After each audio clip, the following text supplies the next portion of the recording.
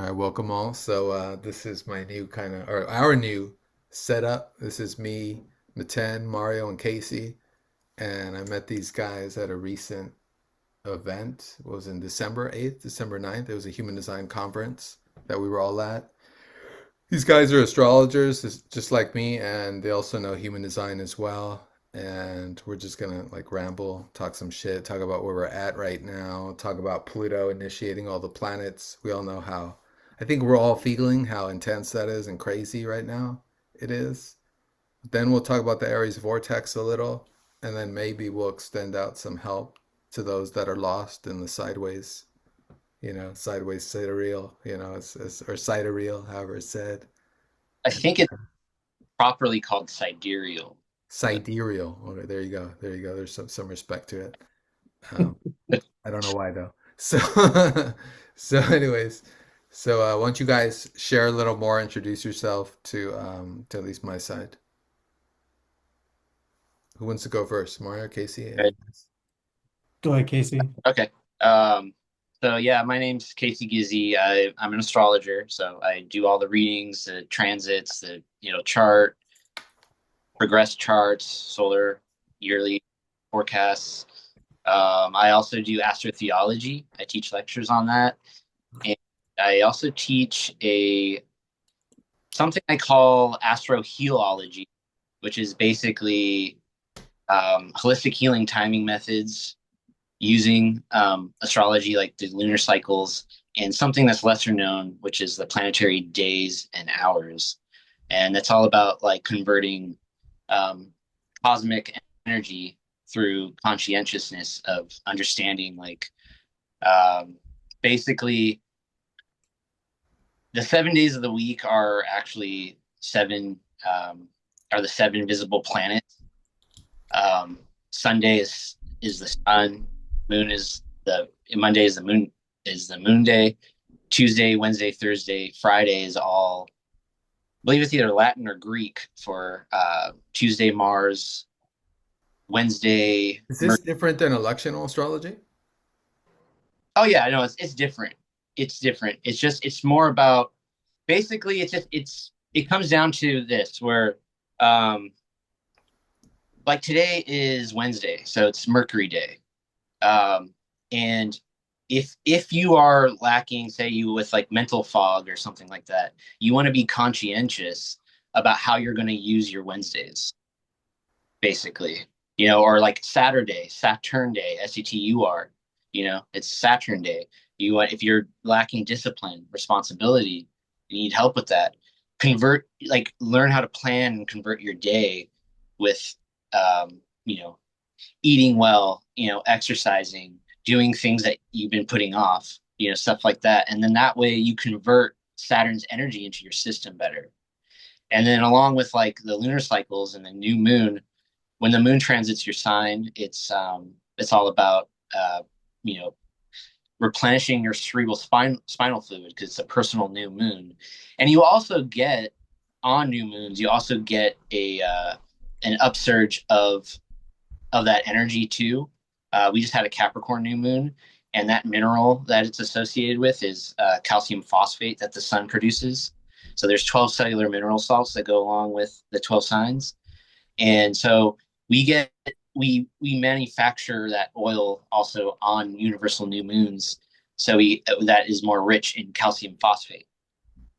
So so it's good to take advantage of understanding this and knowing like the ancients and a lot of monks and saints know this. New moons is a time to fast and be celibate, and or at least just eat well or be in proper behavior, because that way you're raising the fluid and then you're converting the energy, and you're actually often gaining a month of life instead of squandering it, losing the essence, and you lose a month. That's how we age, and we basically degenerate ourselves.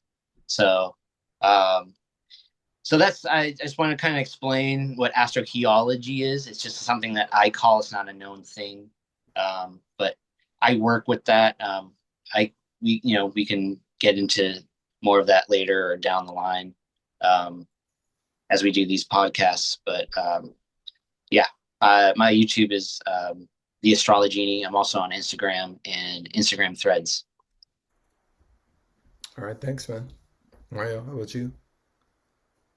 My name is Mario Mijares. And I've been studying and practicing astrology for going on almost 20 years. Started really young, at age 17. I was working at Home Depot, reading the newspaper, and I was reading the astrology for the sign Gemini, and it mentioned something about Mercury going retrograde. And my thoughts were, what the hell do the planets have to do with my horoscope? And at that point, I realized I don't know anything about horoscopes or astrology. So later on that day, I went home, typed into Google, Mercury, Gemini, and then that's when I, was exposed to the planets and astrology and the whole system, and realized right then and there that astrology was just this complex language and science and beautiful storytelling, and all these psychological archetypes and the seasons. It just opened my world to so much, because already at that age I was really into the esoterics and magic, and I was already kind of studying and on my own path of diving into those spiritual topics. And so when I found astrology, it just opened everything up much more wider, because as someone who wants to, practice magic or likes to think of themselves as a wizard or an alchemist or even a Jedi of some sorts, one of the basic fundamental things you have to come to learn as somebody that wants to, feel more in tune with the universe is, the elements. The four elements, and including the spirit, and also the seasons, and just the whole story of the hero's journey, and just all these different layers. If you want to really become a master of your own mind, of your own life, of your own reality, it's just, I just saw astrology as like all encompassing. And for me at my young age, at 17, right? 17, I'm just opening the door. And at that young age, I'm like, yeah, I'm gonna be a badass wizard when I get older, and I'm gonna be a master at all this stuff. So it's just like, I'm 35 now, and things change as you get older. You go through experiences you never thought you were gonna foresee, even with astrology.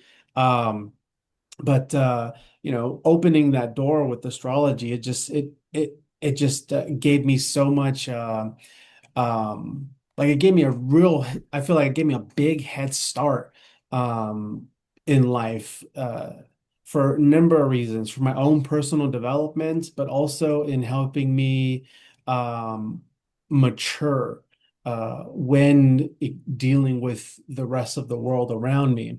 And so my practice started out with me just reading some basic books on the introductions to astrology, and then later on got a little bit more deeper and advanced with it. And I would say about the first five or so, maybe 5, 6 years of my like the very first 5 years of me studying astrology.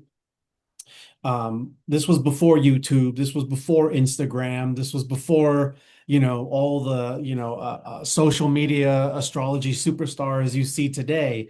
And so at that time, everything for me was books. So I was reading books, studying books, and I wasn't aware of schools or things of that nature. Didn't even think of typing in the internet astrology school. So what I did for myself for about the first 5 years was I would journal.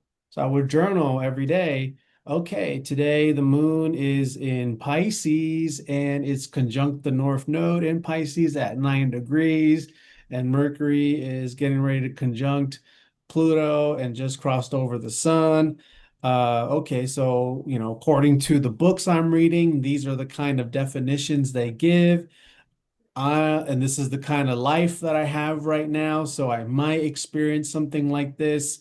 Somebody might experience something like that. then at the end of the day, I would come home and I would enter the information and I would really try to think, okay, where in my life or where in the world around me could I see those aspects actually interface with me or actually, influence the world around me? So, the first few years was in a way sort of also proving to myself that astrology is very real. I would even go against it sometimes, like, okay, the moon is in Pisces right now, it's conjunct Mars in Pisces right now. This would be a bad time to go out drinking with friends. I'm going to test that and I'm going to go out and drink with friends. Then the next day, oh my God, I got blacked out drunk. Get So and so got yeah, in possessed. so and so got in a fist fight. You know, Yeah. I should have listened to the stars. So yeah, and I have my own practice online now, and I've been doing it in a professional manner for the last 5 years. And even where I'm at now, there's still so much for me to learn. I'm really excited in developing this friendship with Meten and Casey because they both are very knowledgeable in their own expertise. And once you become a student and passionate about astrology, it's a lifelong journey. There can never be one mind that has obtained all that there is to know about astrology. And that's what I tell a lot of people. And that's why I like to refer to the 12 disciples, right? There had to be 12 because there can't ever be one mind that gets it all. And that's why that we have 12 signs. We need multiple angles, multiple different journeys of experience and ways to sort of explain it. And so yeah, with that being said, that's me in a nutshell. All right, thanks, you guys. I'll do the same for your audiences because you guys are going to post this on your channels. So for me, I just remember like I was like maybe 10, 11, 12, and I would go to Walden Books, you know? And initially I would go, and this is like in the 80s, this is malls, this old bookstore that's like gone now. And they used to have a BT Dalton or something also, like two different bookstores. One was like high up and one was like on the ground floor of the mall by my house. And I used to go there and I remember they had this section on magic and astrology. And I would just go to that section, just like sit down and just read for hours. So I didn't know where else to go. Libraries didn't have much, so I would just go and read and find these books on, the personology book and all these different astrology books, and I would just read and try and understand. I would also get into Chinese astrology a little too, Western astrology, magic as well. And I just remember reading and reading, and just like Mario, like I didn't think there were schools, I didn't understand. I think I met someone who like could do like these computer charts or something when I was working my first job or second job. But she wasn't even an astrologer. She just knew how to print out these generic charts, And so I didn't even know to look for more professional astrologers. So I just read what I could, and then it wasn't until maybe I was traveling in Brazil and I met a bunch of people, and one person I met told me to get this human design reading and to go back when you go back to the States, get this human design reading by Chaitan. And I never heard of that. And she said, "Oh, it's similar to astrology." And I just did as told. Just MG, manifesting generator, just response. All right, that seems cool. So I went back and got this reading, and it was a great reading Chaitan did for me. And in that reading, he kind of did a whole synopsis of who I was as he was describing the chart as he went through it. And he said that you're someone who's here to kind of wake people up, kind of jostle people, kind of just bang my drum, And I said, oh, that's pretty fucking annoying. But then he said, it's human design, so there's a certain manners to it, you know? Mhm. So it's kind of like as a generator, you're just kind of sitting in your field. And I think we're all generators here, right? Are you guys Yeah. both manifesting generators? Yep. Yeah, this is all Uh, MG. Sacral generator. Sacral Three. generator. Okay, okay. So we got two MGs and one pure sacral generator. So for us, it's like life comes to us. we don't really need to go out to do anything. Everything we do is in response. Everything comes to us in life. There's this great quote by Kafka that talks about how if you hide away from life, life will show itself to you, it will come to you. You won't be able to hide from it, you know. It's more in detail, but it's the idea that it was kind of presented to me in that response and in what information was coming, and from there on my only interest was just exploration of what language can describe this experience that we're having, you know. And astrology is a language, you know, and that's what it is ultimately. And human design similarly is a language that we utilize to describe what's going on around us. And design, of course, goes into the body, and so does Casey's astro-theology, and you know, and all our systems really. Mario didn't even mention, but your exploration of astrology is a little more towards the direction of what's that? What's that particular? Sure. The What kind of astrology you studied. um Evolutionary, right? evolutionary, yeah, Yeah, yeah, yeah.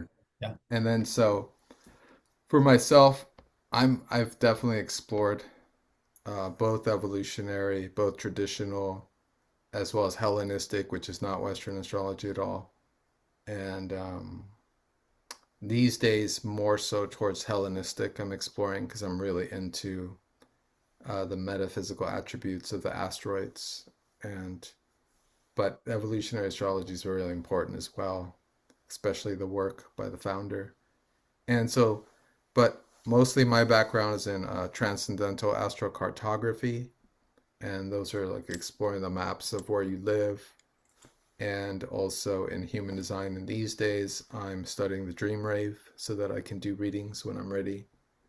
And then on my YouTube, I do a lot of transits. I do a lot of mundane astrology these days, and I mix it with the human design and the astrology. And then I also summarize the gates right now is what I'm doing. I'm doing a whole year of all the sun transits through the gates. And speaking of that, let's jump right in. So, as you guys know, as we've been talking, today is January 20th, is it? 21st. 21st. And as of yesterday, the planets one by one started moving up through Aquarius next to Pluto.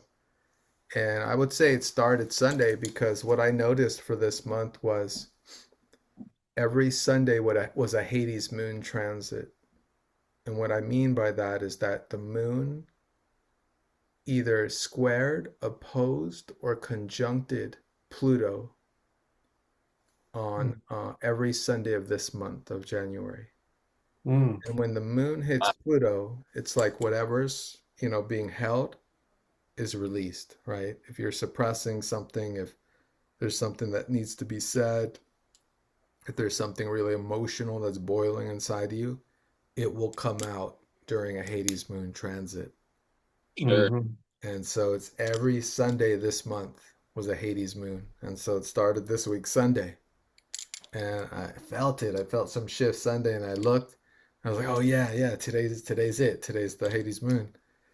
And you guys know every single day this week we have something happening. Whether Yeah. it's I think Yeah. it started with Sun. When was Pluto Pluto Venus? Was that Sunday, I think? And then I think I Sun yeah, I Pluto is think it was tomorrow is Sunday. in It's yeah. exactly was like Sunday-ish. Sunday. Okay. And then I had a list too. I have notes somewhere. I'm sure we all have some notes here. But so I'll let you guys go into those details, and I'll just finish off by saying, because I did note this in some of my other videos, but yeah, January 20th to the 26th, all the planets are being initiated into the underworld. Now that Pluto's in Aquarius and still in early Aquarius, gate 41, what we have is every year the transit sun conjuncting Pluto around this time.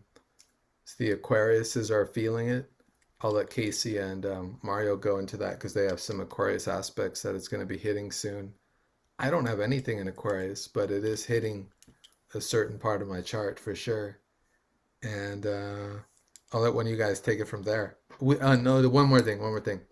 So for this video, if we haven't been clear, We're going to talk about the Pluto transit through the planets right now. Then we'll get into the Aries Vortex because we know all this energy is building towards the Aries Vortex, which will take a shift in April once Uranus goes into Gemini, and another shift in the summer once Jupiter goes into Leo and opposes Pluto in Aquarius. And then that'll move into the underworld of the fall when Venus goes retrograde this year. And so it's significant right now, I'll just add, that Venus just conjuncted Pluto because Venus just began its trip to the underworld and it will be going back in the fall. Mm.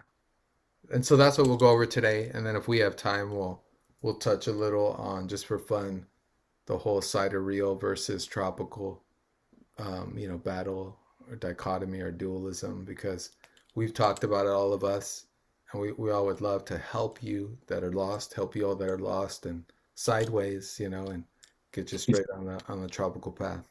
All right, you guys go ahead. Share what you will about the dates. I wrote them somewhere, but I got to look for them right now while one of you guys are talking.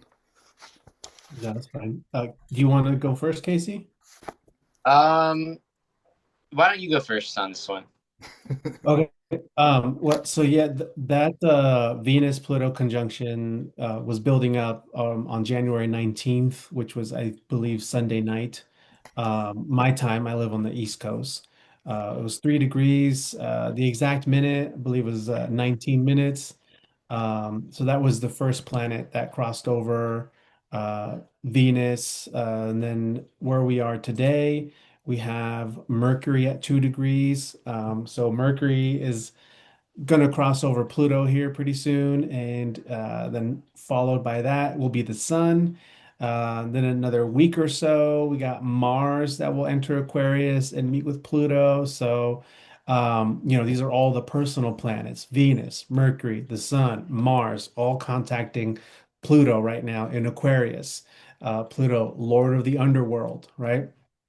All about death, rebirth, and transformation and intensity in revealing the unconscious, revealing what's operating uh, in a hidden fashion and in the shadows.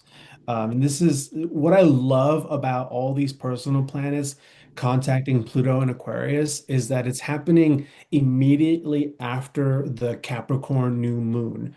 And this Capricorn new moon was a special one, especially because the planetary ruler of Capricorn, Saturn, was aspecting this new moon, was making a sextile with Saturn and Pisces. And with this new moon and the personal planets being so close together on this journey right now, and with this new moon, being one of the, I think maybe the first or the second Capricorn new moon, with Pluto no longer being in Capricorn. I think it's a really important one because Capricorn represents seriousness, being sober-minded and seriously considering, your reality and what you are responsible for, and how to maintain your integrity in the things that you are striving to accomplish.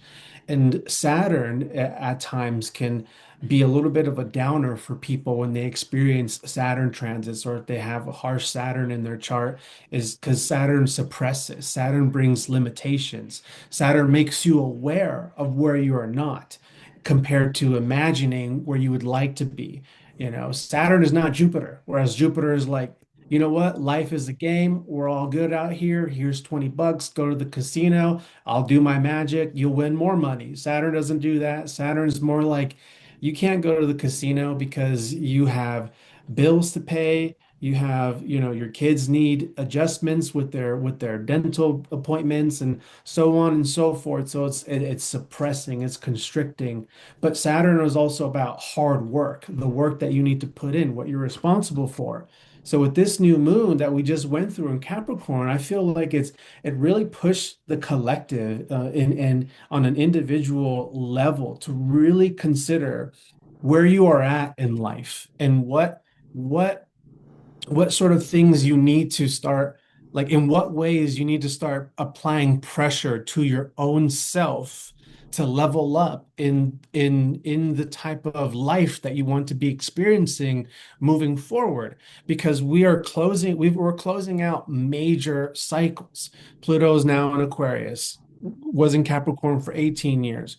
Neptune's about to go into Aries, was in Pisces for the last 14 years. Saturn's going into Aries, starting a new 30-year synodic cycle. Uranus is about to go into Gemini. We have major cycles that are ending new energy. So we're completing, up to 1 to 2 decades of being in this sort of vibrational experience of becoming aware of ourselves, but also becoming aware of what we've inherited through our blood, the sins of our fathers, the memories passed down through the wombs, and all of the karmic spiritual energy that entails, and how we've sort of become carbon repeat of many cycles, and us kind of becoming aware of how those cycles have repeated in our lives individually, but also as a society, and like coming to this point of really recognizing that, and taking our own power and individuality back from what we've inherited and how it's been unconsciously operating. And so post this new moon, like I think at least for me in my life, it's really put me in this place of like, okay, you know what? Like I really need to consider my calorie intake, like with my health, right? It's something as simple as that, right? It's like, okay, my all my life, I have not been like wanting any kind of advice or suggestions on how to manage my diet, because get away from me. I'm going to manage my diet. I got it under control. But the reality is, I've been saying that shit for the last 10 to 15 years. And I'm not extremely overweight. But I'm not where I want to be. You know what I mean? And so I'm having to become honest with that Capricorn integrity and accountability of like, okay, look, Mario, it's time to really let go of that ego aspect of yourself that wants to control and believe that you have it under control. But you should probably actually start counting your calories and measuring, and because if what you really want is to feel better in your body and lose this weight that you haven't been able to lose, then you need to make these adjustments and surrender to that, right? So for the first time in my life, these past couple months, I've actually been releasing some of those pressures, and like going into the regimen. What is going to be the new regimen? What is my new strategy moving forward in obtaining the goals I want in my life? So I know I've kind of just gone all over the place, but that Capricorn new moon, was very important. And now that it's over, all those personal planets where they just met in Capricorn now have to go into the underworld, where they have to become purified by the planet Pluto.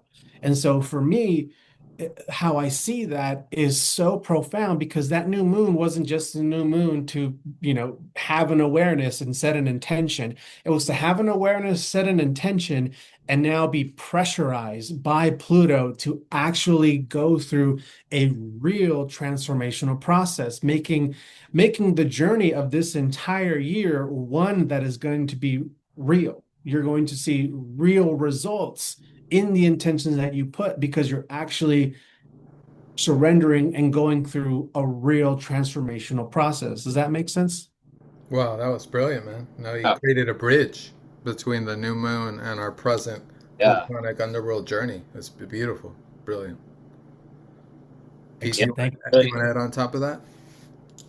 Yeah. So, I mean, I think that because I was actually going to talk about the new moon myself. But so I kind of think that like the full moon that we had on the third in Cancer was like kind of like, um, it was kind of dawning on us that like it was too hard to break familiarity attachment for like our New Year's resolutions and stuff like that. And then in this Capricorn new moon was kind of more appropriate to kind of get, you know, get that moving and actually start putting in the work, the all the productivity the practicality, the practical efforts, all that stuff, so that we can move into these Aquarian energies that are progressive, and then they're going to be pulled down and deep into the underworld. So like with it was still conjuncting Venus. The new moon was conjuncting Venus. So technically we should still feel the new moon energy like for until the next full moon, technically. Mhm. So, so we're still definitely feeling the effects of Venus. So we're really feeling like that deeper but more authentic look into matters of like attachments, pleasures, love demonstration, relationships, personal values, stuff like that. That's all being, purified, going through a filter, to be purified and cleansed. And now that we're dragging now the sun in there, so it's just our spirit and our general consciousness. And now we have Mercury, so our intellect and our communication, our thought process. And now what is it going to, it's going to be Mars as well. Uh, Mhm. and that new moon, so Venus and Mars were conjuncting that new moon, or no, Mercury and Mars. So Mercury and Mars, again, yeah. going back to the new moon, it was a great time to take those affirmative actions with applied thought, right? So this was the new moon to really get serious about New Year's resolutions, so that we can Mhm. really, progress our personal role, to take with this, with Aquarian energy and the Pluto, to know our personal role to aid the collective humanity. So I thought, yeah, I really thought like, so I made a video actually both on the Cancer full moon and the Capricorn new moon, and I was talking about how like, dude, we're not gonna we're not ready to let go of the familiar yet on the full moon, um, because it was opposed all the Capricorn energy. So then by the time the new moon was all conjunct, it was like, yeah, okay, this is the time now you act on it. And so last new moon before the the Aquarius new moon, which marks the fire horse year. So this is really wrapping up. Like this is really where you want to set your intention forward, right? So that you can wrap up this old cycle of the wood snake and all the shedding, and continue the building that's going on into this new year, which is going to be right next to the Saturn Neptune conjunction, where Saturn has been, where Saturn builds character, and Neptune basically dissolves and elevates. So yeah, I mean, is I think this is the best new moon to capitalize on momentum and moving forward. And the transits with Aquarius, I think it's very much knowing your role, um, really purifying your role as what to know what it is and how you're going to better be authentic with the Sun, Mercury, Venus, Mars, actions, love, thought process, and consciousness. Mhm. Yeah. You guys both said it so well. I don't have to say anything. I'm just gonna, just kidding. I'll say a couple of things, but you guys said it brilliantly. I'm just gonna add, like, just because my whole thematic is, Pluto based, my channel, Plutonic Planes, but it's the feeling we get though. So I'll go over that because you guys took care of that bridge for me. So this week, what it is, and Mario and both Casey brought this up, is that this little kind of party in the underworld with all the planets passing through, especially Pluto with the Cazimi with the Sun, and that was on that's on the 23rd. That's on Friday. And also on Friday, Mars. That's when Mars goes into Aquarius. I think Casey mentioned that. And so, as soon as Mars enters Aquarius on Friday, right away it's going to conjunct Pluto. Now, this moment carries that seriousness that Casey spoke about forth. And what it is that once that happens, our drive, our energy is just going to be full momentum forward. And we won't even consciously, intellectually know what our I mean, we may know loosely where the direction we're going in, in our new direction and what our new Aries Vortex vision is with Neptune and Saturn there. But the momentum is going to be so powerful that instinctually we're going to be driving forth with our plans. So it's not necessarily something we need to mentate too much about. It's more body felt. It's more just where our body takes us, where we move forward. And, the feeling, the sense of these stelliums that are close to Pluto at this time period, this underworld of visitation, in a sense, is a form of abduction. Because many of us had certain plans this week, right? Plans to do this, plans to do that. And when we have conjunctions in the underworld, it's to some degree we're changing plans. Oh, wait a second, I don't have time for that this week. Oh, I got to change plans. I got to do this, right? Because, fires come up. Fires in the underworld come up and start to burn the surface and the ashes. And we have to redesign the makeup of our surroundings and say, okay, how are we going to go forward now? And it's not necessarily comfortable because we're not knowing exactly what we want to keep and what we want to blow up. It's just happening naturally. One of my favorite lyrics by an old metal band called Last Crack is, to build or destroy, only we decide which joy. So it's beginning to have comfort with whether we're destroying something or creating it. Because that's the energy right now. We're building towards the Aries Vortex, which is an opposition in a way. It's a conjunction in Aries, the 0 point between Saturn and Neptune, but Saturn and Neptune are very polar. Not as polar as Jupiter and Saturn, but very polar because Neptune is what creates reality. Neptune holds the veil over the Play-Doh of reality, while Saturn checks everything coming into third density being, checks it for it being sufficient to represent itself in this third density. And so what's coming is a reality check. And so it's like we're all, over the last couple months, we've all been fumbling to reset ourselves so we're ready for it. So when Casey and Mario talk about how we have to, or we have been, following these New Year's resolutions this year really well, most of us, I would say that's exact truth. Because I didn't have to, write down a bunch of stuff and, do some ritual shit for the moon, nothing. I just knew what I wanted to be done with, and I was done with it. And my body knew it before I did. And all I had to do was get out of the way and let my body experience what it wanted to experience. And certain addictions I've had, just gone. Just gone. And you know what it is for humans? It's like for humans, we're in bodies, right?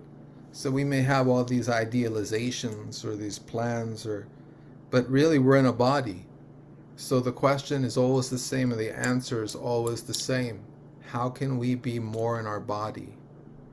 In what new way can we really be present? In what new essence or representation or frequency can we meet now in order to really be fully in there in a new way? And that's what it's been for me as well. So as we move into February, which Casey spoke of a little with our transitioning into the year of the fire horse, one of the necessities, and also numerologically a year one. So one of the things I feel to continue to work on is cleanup, delete your phone, old phone shit, old digital stuff, like delete, like make your load lighter, whatever extraneous things you're still holding on to in your life, it's time to purify it, clean it up, clear it up, destroy it, get rid of it, so you have room for this new year. Because we can't have anything new when we don't make room for it, And this Aries Vortex is going to do it for you if you don't do it yourself. Because the thing with this Aries Vortex on February 20th is it's think about it like Saturn is passing through the 0 point. Neptune's going to be there a long time, but Saturn's passing through a little faster. So we have this, humanity has this moment right now, this portal moment of Neptune, which is hope and compassion and possibility and vision. For this moment that Saturn hits Neptune, we're all going to be arrested in that moment. And we're all going to have to face something. Okay, and it's a reality check. Okay, have I taken care of this or not? You know? Shit, I haven't. Okay, let me fix it up. Let me finish it up. Okay, done. Because after this February 20th, Saturn will start to move out of the Aries Vortex. And once Saturn is out, there will be this vision of humanity that we will all get to share and enjoy together. But we can't do it without that Saturn check-in, that Saturn reality check that's coming. So, not to mention whatever's happening right now. You know, on a mundane astrology perspective, we know that the World Economic Forum just held the Davos meeting. You know, we don't know what they said, but we know what they said. We don't really know their plans. They didn't make it free and clear to us, but we know their plans. And so they just seeded it right now during this period where power in the underworld was at its most potent. Mm. Right now, we're observing, because it'll come out. It'll come out sharp and fast like a hammer once Mars goes into Aquarius on Friday. And these things will start to be visible. But once Saturn gets out of the way of Neptune, once that Aries stellium activates in mid-April, that's when we have the power to say, this will work, this won't work. You know, this is what we're going to do, this is what we're not going to do. We're not here to be controlled. You don't have this power over us. And so that's how I see the momentum that both of you guys spoke of moving. It's very powerful. We can't, no one's immune to this. We're all on this like intense, roller coaster towards the Aries Vortex. And we all have our vision. And we're all feeding our vision as best we can, because I feel that momentum. Like every day is like not a rush, but just a move to complete everything I can complete that day and then to the next. Making sure I have everything in balance as much as possible. Rest, sleep, activation, all those things. Because there's not a moment to lose right now. You can't waste time right now. It's not a time to waste. We will have some time to rest after, probably I'd say maybe the first week of February. But even then, on February 5th, Saturn is actually going to be in a position that's opposing the September 21st eclipse of last year. And that's a huge trigger for whatever was plotted and pitted during that time of that September 21st eclipse last year. So that's another moment to watch. So I'd say maybe after that moment we'll have a little more time to relax, but the intensity of the Aries Vortex, and you guys know this, the eclipse is on the 17th, which begins the whole Shadowland eclipse period from the 17th to the 3rd. So that's a whole period of time where we're in the underworld, and then all of a sudden the signification out of it after that March 3rd eclipse is we're in retrograde. We wake up in retrograde for all of March. And so now, okay, we just made all the moves. Now where are we at? What worked, what didn't? And then that'll give us the full momentum to go fully forward in April. After we reflect, reset, redesign what we want to do. And so the real Aries Vortex, in a way, is going to be in April. In April, when all the planets go through Aries. We're going to have 8 planets in Aries, including Chiron. So it's a huge stellium. And it's just that period, April 10th to April 18th, is super powerful. Oh, yeah. So that's a real moment there. So I'll stop. I've been going on for a while. And you guys can either take it from there or share whatever. Yeah, no, I was going to say, what was I going to say? There was a lot of things I felt like I could have said there. Damn. Yeah, no. Without interruptions. So Saturn, I think, well, I think that the retrograde, after that retrograde passes that you're talking about from like February to like March or so, right? February 27th to March Yeah. something. I think that after that will be will really move things a lot more clearly because, well, I mean, after retrogrades, you have more clarity anyway. But what what I don't think is talked about enough is that like Saturn's fall in Aries, and fall planets don't they kind of like they kind of function where they're like stuck in a job that they have no experience in a sense, like they don't have like the assets or the resources to function the is well without like codepending or needing help, so I think.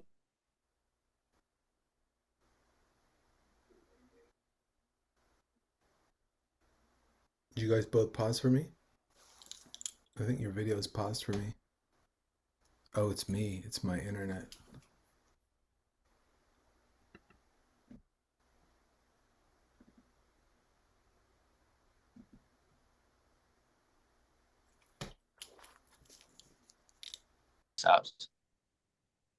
Okay. Now I'm sideways.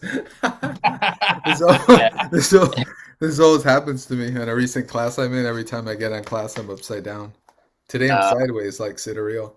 All right, yeah. I'll be back, you Well, guys. I'm just gonna cover the video. I'm still here, but I'm just gonna Good. try and go right side up. Okay. See if I can We do. didn't lose the previous recording, did we?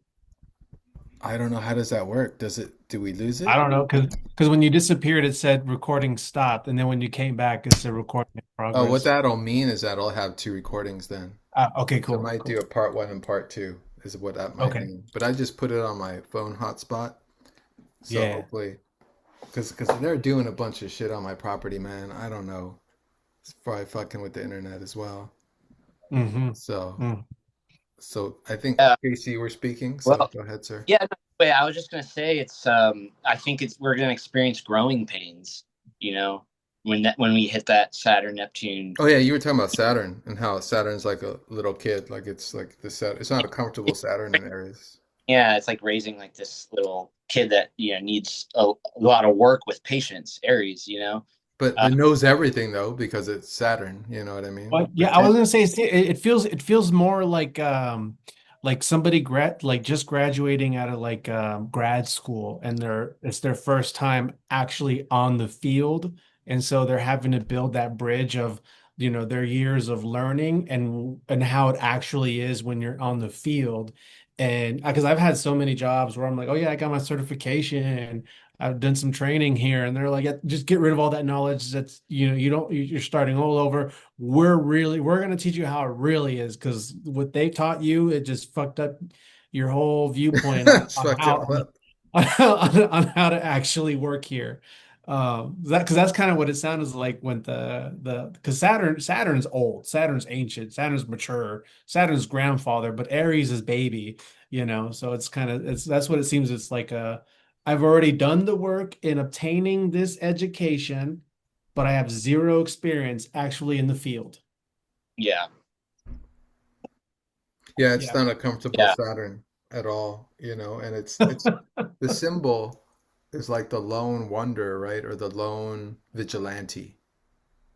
And so this Mhm. whole idea that these new years with Saturn and Aries is we're going to see a lot of like lone vigilante warriors, coming forth. Hmm. Whereas before we had the woke warriors of Neptune, making everything copacetic and compassionate towards everything, no boundaries, Right. everything accepted, you know, which we go from balance, we go from extremes, and they bring the balance they bring, that's important, but now with Aries, with Saturn and Aries, well, I was talking about Neptune and Aries, I guess, but with Saturn um, having brought the boundaries to Pisces, right, kind of balancing out with Neptune, now we have a different form of balance being brought forth with Saturn and Aries, and I'll let you guys take it from that. Well, something you when you were speaking earlier, Meten, about how like it's feeling in the body, and you didn't really need to write down like a whole, 10-year plan or anything, just kind of felt it and the addictions just like, fall off. Wanted to, piggyback on that and sort of like because that's kind of what I was trying to portray too, but I don't think I actually touched on it at all, was that, we're with the cycles that were coming to ending with the, 14 years of Pluto, 18 years 18 years of Pluto and Cap, 14 years of Neptune and Pisces, and just those two alone, it's like we are all very much aware of the things we are tired of because we've been becoming aware of like more aware of these things for several years. And now, and so that's why it feels like it might be so effortlessly to finally just say, I'm done. I don't need this anymore. I'm not going to do this anymore. I'm switching because we've already been in the vibration of becoming aware of it, seeing it in our lives, and trying different methods to, like, for example, with like me and like trying to control, my diet by thinking I can do whatever I want and, like don't tell me anything because I got it. And, but at the same time, becoming aware of like, yeah, like this really isn't working. I just want to eat more tacos without somebody telling me not to eat as many tacos, but then now it's like, okay, no, yeah, I need to stop, you know what I mean? Um, yeah. And so wanted to say that, but gonna switch gears a little bit because another thing about like with the Aries energy going on, and I like what you said about the rise of the vigilantes here, because something that actually started saying a couple years ago when the North Node was first in Aries, and we had those eclipses going on in Aries, especially that big one in 2024, is that this is what I was saying, telling all my I hate using the word followers, but all the folks that like to tune into my astrological blabber here, is that this North Node in Aries transit, what it's doing is it's paving the road. It's paving the road for what is this next era that we're going into next. And so, the North Node in Aries was paving the road for us to, begin coming into awareness of our next cycle in our individuation process. And I've said that it's paving the road for the rise of the warriors, the true warriors, the ones sort of who have kind of um, see things in a different way where they've are coming from a place of their heart, and so what comes next after this road is being paved is what we're experiencing now with this Neptune in Aries and this Saturn in Aries going into that 0 degree point. And I was kind of meditating on it the other day. Not really meditating on it, but like just, keeping it in my mind as I'm doing house chores and letting my thoughts flow. And I was what was coming to me about, 0 degree Aries, it's like 0 degree Aries, and how it was being explained to me in my mind was that it's the 0 point, it's the God point, it's the beginning and the end with that zero, because with that 0 degree Aries, and the ruling planet of Aries is Mars, and Mars is desire and direction. And desire and direction is what gives order to chaos. Because without desire, you have no direction in where you want to go. And without direction and without desire, everything is in chaos. And so with that 0 degree point, we're all coming to an awareness of a desire and a direction. And that desire and the direction, we're at the same time, we're also seeing the end, like what we want in the end. So like for example, let's say right now, you're visualizing and you're getting this idea of buying a house, right? It's like, oh, I'm gonna buy a house. That's where I want to be. I want to live in a house in New Mexico with a community of, agricultures. And that's the desire. But then at the same time, it's like, okay, now I need to initiate that journey. So it's like seeing the end result, but then also understanding that it's the beginning to get to that point. So it's like both the beginning and the end. I feel like I'm repeating myself a little bit, like being a little bit redundant there. It's kind of new information in my mind. You're hitting on something we've all talked about. It's like the whole simultaneous presence of things. Because for you to say that the ending is in the beginning means that at that moment of our vision coming forth, we don't have to do anything, but it's important to be aware that we're seeing the ending goal there because it's present in that, and to kind of Yes, stay on that path. yes, yes, yes, yes. And with Uranus going into Gemini, going into gate 20 in human design, that's the gate of the moment, of the now. Mm, And it's very clairvoyant. It's very, it's Uranus, so it's very future aware. It's very much the past and present in the same moment. And so it's a simultaneous awareness. I called it in my video the simultaneous mind, mm. because our minds will become super clairvoyant at that moment. And clairvoyant's not even the word, because it's like did you guys ever read the Infinity Wars or the Infinity Gauntlet of Marvel with Thanatos and all that? I know the movies came out, but I didn't fucking watch those pieces of shit movies. So I read the comic books, and in the comic books there's a character called the Living Tribunal. And it was all these like kind of elder gods that were there when Thanatos was able to get the Infinity Gems. And so in the comic book, there's all these gods behind them. I don't know if they showed up in the movies again because I didn't watch them. But in the comic book, there's all these different like godlike characters. And there's one called the Living Tribunal. And he has like three or four faces, three or four like, faces to his head. And so each is facing a direction. So it's almost like a Janus archetype. And it's just a sick concept because conceptually it's the human body incorporating the awareness of all directions at once. And Uranus in gate 20 is kind of like this because Uranus is the higher octave of Mercury. So we have a higher mind being expressed here. And they say that um, there's this book called Mind Time by the scientist. And in this book, he was talking about how he did all these like studies and like interviews with people and learned that like when you're in a moment like a car accident or something where you're in a moment where time slows down, people talk about that like being in very scary circumstances where time seems to slow down.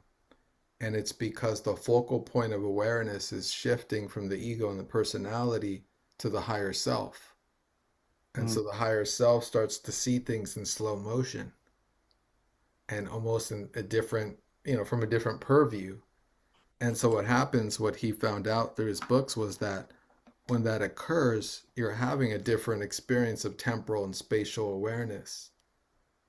And so if it's a near death experience, you might have flashes of images of your life at the same time as you're in this moment. And so there's a quality of perceiving many different densities at once, an overlay of different density awarenesses. And Uranus going into Gemini on April 26th will exactly sextile the Aries Vortex. Hmm. And it will sextile Aquarius in Pluto, and the midpoint of each will be the Aries Vortex. That's what it is. Okay. And so we have this like triangle occurring with the Aries Vortex here at the bottom, and then Pluto right here, Uranus right here, each in sextile with each other, and the midpoint of each is going to be the Aries Vortex. Wow. And so that's a type of geometry that is going to shift our awareness on like other levels. So we're also priming our awareness to be ready for that so that we're not fried, but rather the energy flows freely through us. Yeah. I really Yeah. love everything you just said there, especially with the fact that so we're not fried and everything flows through us. And your example of the book you read or whatever the information was about time slowing down when you're about to get hit by a car and that higher awareness and what you're seeing. Because I don't know if you guys know this about me, but I've been hit by cars 3 times while riding a bicycle, all within 6 months. I was going through it was when Saturn was in Scorpio and it was T-squaring my north and south node. I got hit by a car um, on the spring equinox, and then I got hit by a car um, sometime in between, well, actually, like in September, and then I got hit by a car for the third time on the fall equinox. So 3 separate occasions, I was hit by a car all on my left side in Los Angeles. And that awareness, I had that awareness in very intense ways. I'm not in a car, I'm on a bicycle getting hit by a car. And that those moments in time of like seeing that happen, like, that year of going through that was very traumatic, and it was an experience that I relived for many years after that, processing what happened. Because there were also weird things that lined up. Like the first person that hit me had the same name as me. The second person that hit me had the same name as my father. The third person that hit me, there were some other weird, synchronicities with that. And because going through something like that, it had me wonder, like, why did this happen? How, and of course, astrologically, I could see that, but it, in a way, it kept me in a prolonged psychosis of processing it, and because the things were fracturing, and so this. And so what you were saying is just kind of blowing my mind right now because I can feel the cascading of the last, how many years has it been? 13 years now of processing, that of what I went through there. And I like how you said, so with that trying going on, it's like, coming into this awareness and we've already been primed, so that way we're not going to fry. And so I feel like you're just making me excited, is what I'm saying. Excited and hopeful that, in the coming months with these trines in that Aries vortex, that like I can get a new level of understanding and awareness of just that whole craziness I went through, because it definitely, activated me in a lot of strange ways, but it also fucked me up in some other ways. You know what I mean? Of So course, man, of I'll course. stop there. And thanks for that because you just caused the Great Depression to loom over me, knowing that many planets are going to start squaring my nodes. Dude, it's oh my God. Well, I mean, Scorpio death. I'm a Scorpio rising. I got Pluto and Scorpio. So that was a rough one. Oh man, so both. All years. I got I got Sun, Mercury, Venus, Jupiter, Aquarius, Leo rising. So I have a fixed cross. I have Mars in Scorpio, Pluto, Scorpio, nodes, Taurus, Scorpio. Of all these, I'm all these We're all squares. fixed. Yeah, we're fixed cross here. All of Yeah. us. We're fixed cross. Mhm.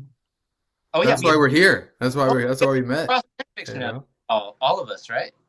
Fixed cross and fixed nodes. Yes. Yes. Yeah. Well, I got a lot of more planets too, but yeah, that's crazy. Oh man, it's I said it. So it's not for a while that they'll hit my notes, but I'm just looking at it right now. Oh man. Yeah. Case, are you guys Pluto Scorpio? Yeah, I'm I'm Pluto's. not. I'm Pluto You're Pluto Libra. Libra. So Meten, you already experienced transiting Pluto, squaring your natal Pluto. That's something that I'm now anticipating too, since I've already gone through a square. You got any Words of Words of wisdom? No, I'd have to advice, look at the words of date. wisdom. I no no words of wisdom yet. Let me look at the Well, date and see when did Pluto exactly Because square my I'm notes. I already have my Sun, Mercury, Venus stellium square Pluto as it is. So mm, um, Oh man, it's squaring right now. we're being crucified It's on the fixed yeah, cross, all three of us. You only about know, 4 degrees. oh man, every color of it Uh, as Pluto goes through Aquarius. yeah. I mean, and also, I mean, summer 2026, we got Jupiter entering Aquarius. I'm All sorry, right. Leo. Jupiter Yeah. entering Leo, which is Yeah. going to oppose all this Aquarius, and again, light it up.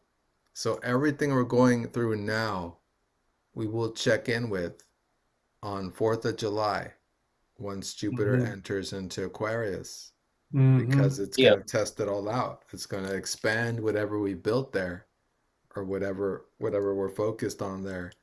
So it's a time Uh, for those of the fixed cross, you know?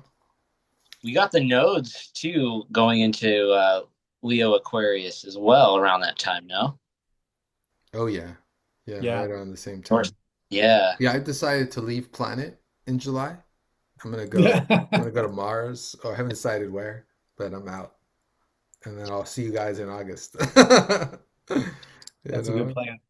because I heard they got a 30-second jump room to Mars under the Hilton Hotel near LAX. So really near LAX.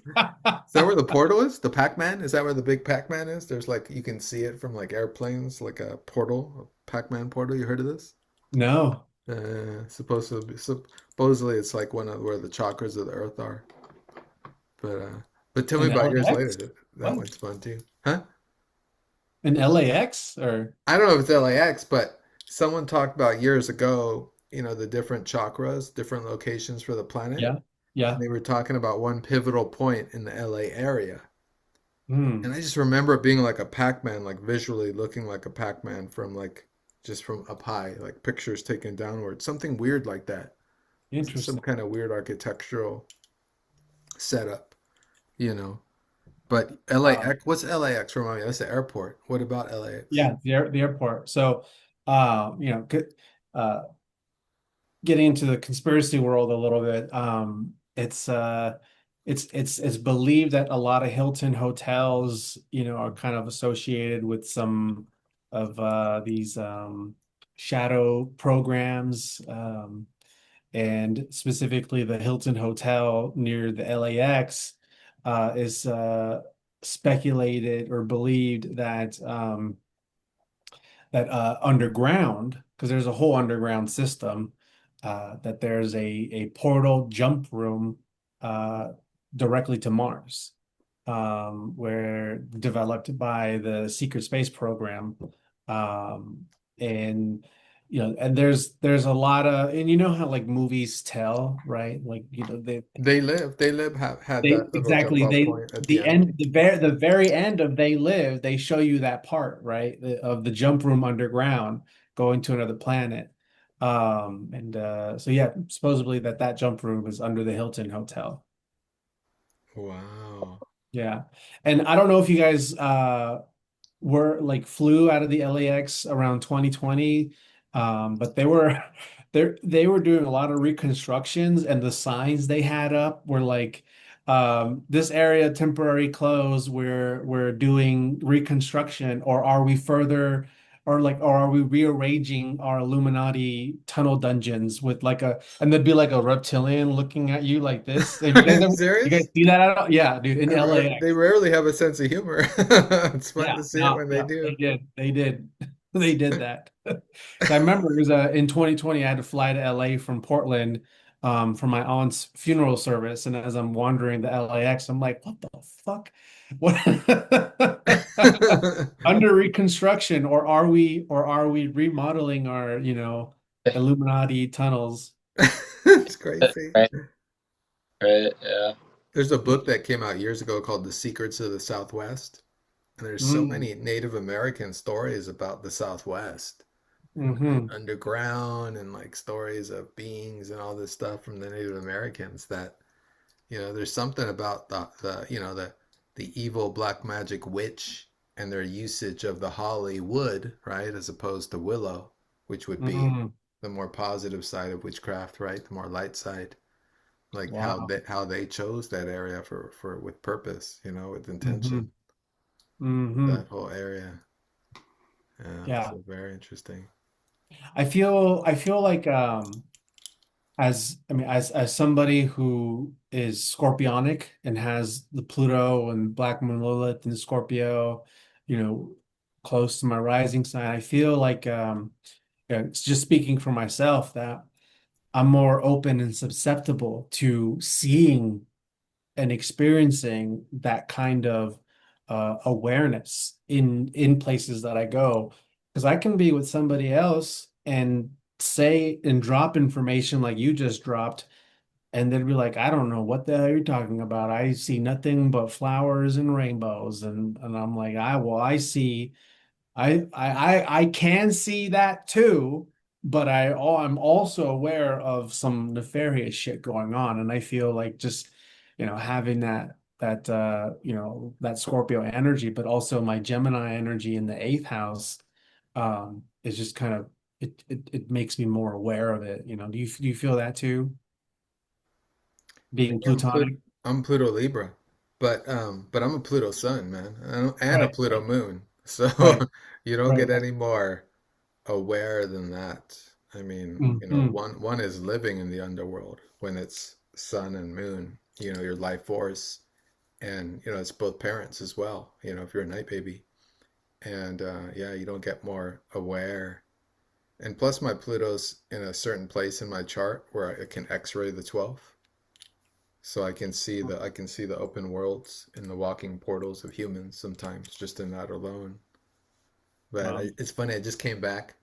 I was visiting my dad in Vegas, and I went to the Luxor on purpose, like the big black pyramid, right? On the Yeah, 32nd or 33-degree parallel, same as the pyramid in pyramid. Egypt. Yeah, And it's the same parallel, by the way, all right, across right. the So is Egypt. Disneyland.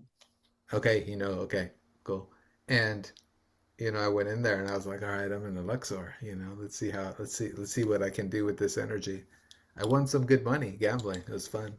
Nice. Definitely played with the energy. And yeah, yeah. So yeah, definitely aware. How about you, Casey?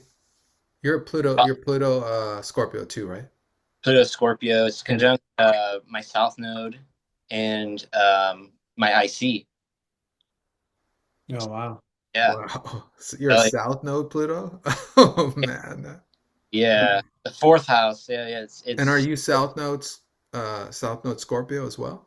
Yeah. yeah, Yeah, of yes. course. Wow. I, You're from the underworld. yeah. Right. You're more familiar than any of us, I you feel know? deep, deep in my soul. Oh But man. I think I've done a lot of headway to kind of like, you know, over time I am kind of leaving it more in the past where things aren't so intense. Although obviously this Pluto transit that's going on, hitting it like almost every position in my chart. Um, it just I don't know, it's just different, you know. It's not hitting the same, you know. Like even if the circumstances are, it's not me. I'm not feeling like it's hitting me the same, and that's what I'm coming to realize is what matters most, you know.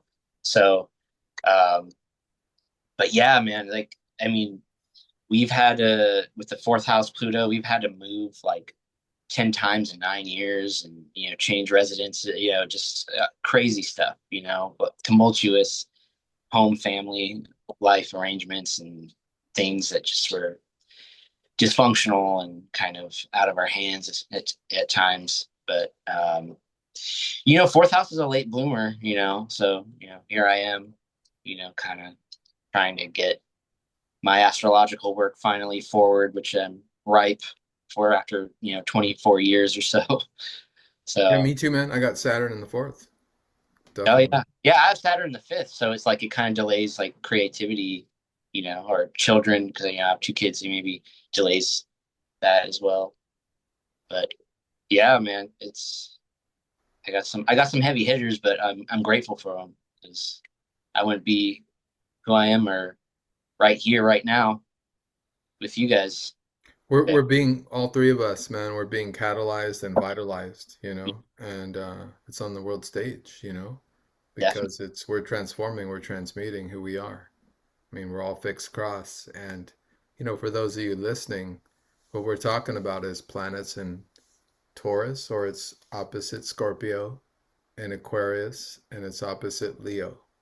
So for those of you who have planets in any of those four signs, you're going to be going through this, as well. It'll be relative to wherever your chart, wherever these planets, these signs are in your chart exactly. But anytime one of these signs are touched on the fixed cross, it's affecting every single sign, every single house where you have these four signs.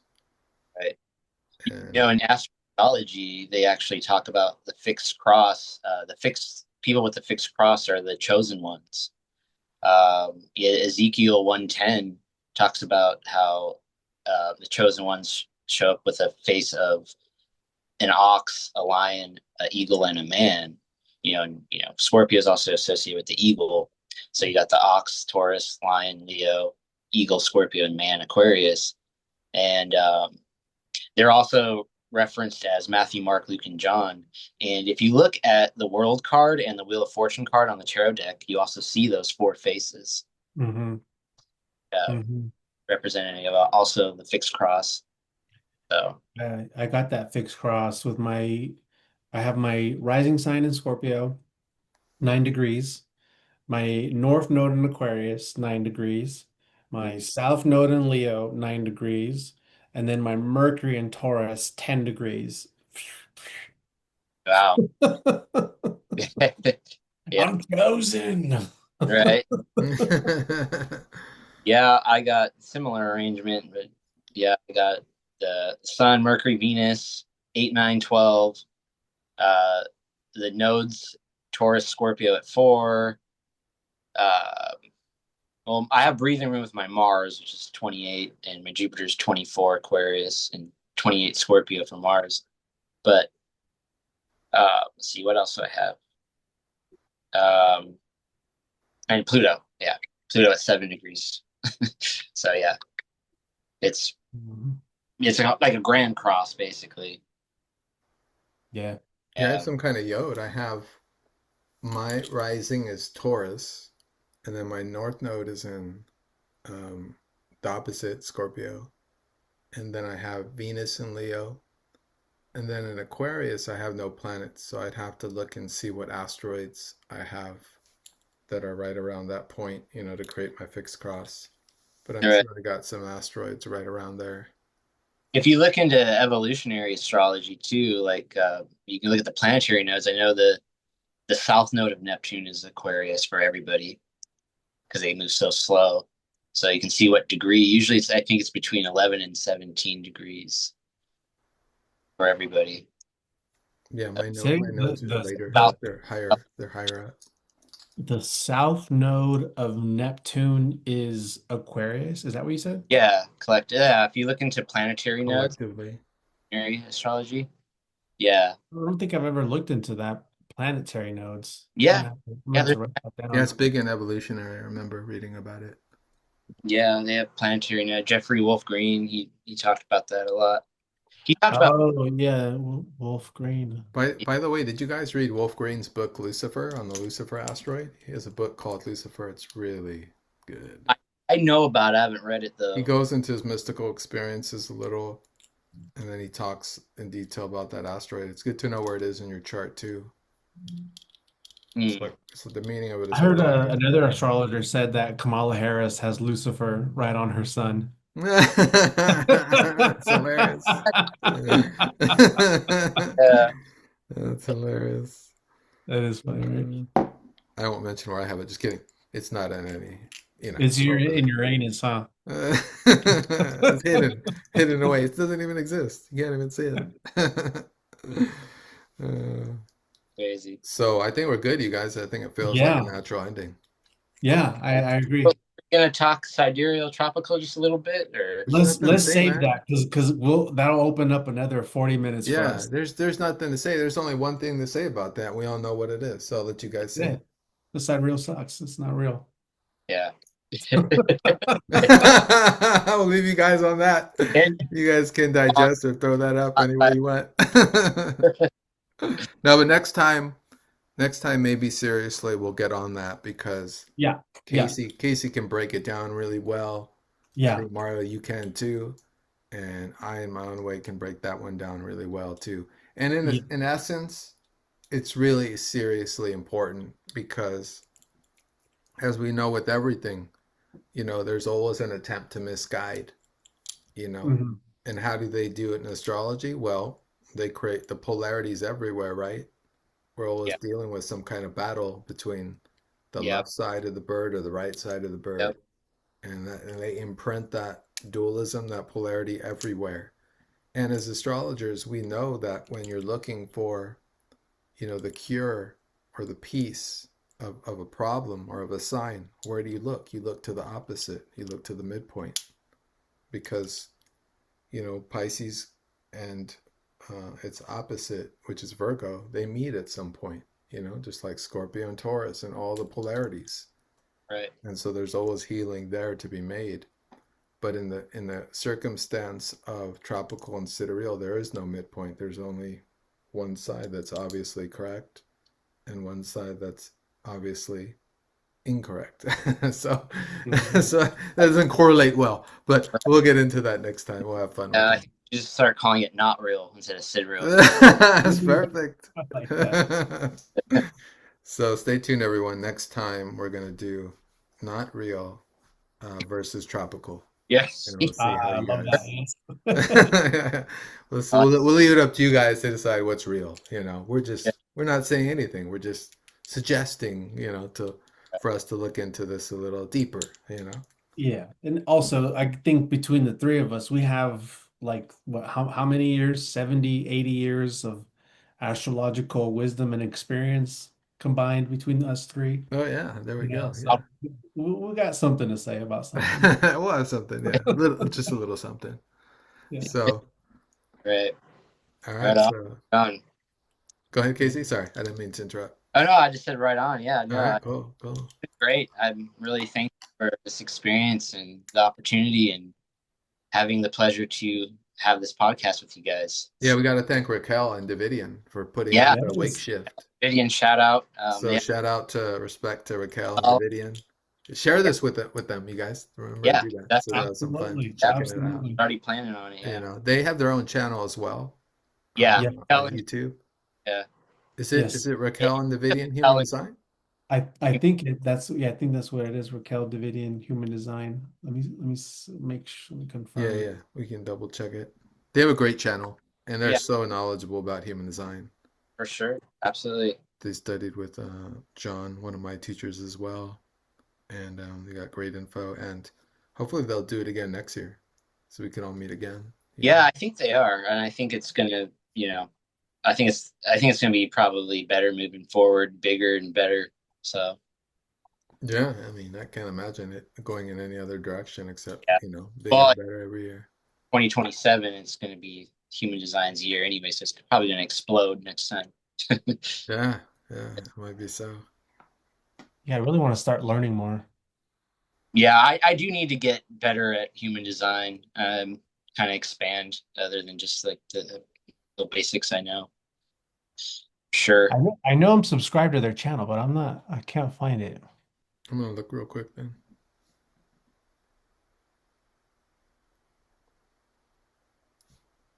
Okay, so I got it right away. Let me see. Yeah, it's Raquel and Davidian, Unleash Your Genius. Oh, that's it. Yeah. Unleash your genius. Yeah, Huh. that's I the should one. know. YouTube does weird things for me all the time. It'll unsubscribe my subscribers. They do all kinds of stuff to my account. Same. Same. Yeah. I just started revamping my YouTube and um I mean I do pretty good on Instagram threads, but I noticed the same thing though. what you're saying. All right, I'll get us off and we can chat a little. I'm just gonna turn off the recording. So All thanks right. all Peace, everybody. for watching. All right. Yeah, hopefully it's been great. Thanks for being on with me, you guys. It's been great. And awesome. Thank you so much.